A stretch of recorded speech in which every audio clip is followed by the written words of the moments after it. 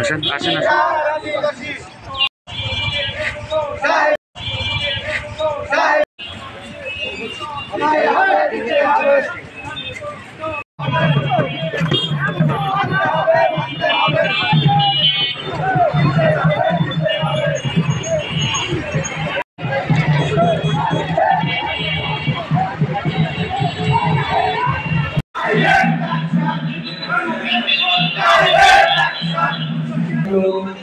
আজকে আমাদের এই মঞ্চে আত্মসংযোজনের লক্ষ্যে আমরা যাতে এগিয়ে যেতে পারি। আমাদের প্রধান সমস্যার জন্য আসছেন, তাই আমি আপনাদের কাছে অনেক ধন্যবাদ।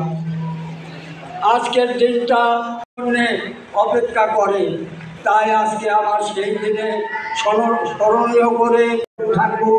আমরা এক থাকবো, আমরা সবসময় পাশে থাকবো আপনাদের। এই কথাটা আমি আজকে দীর্ঘ আরো 3 বছর আগের থেকে এই জনতা পার্টি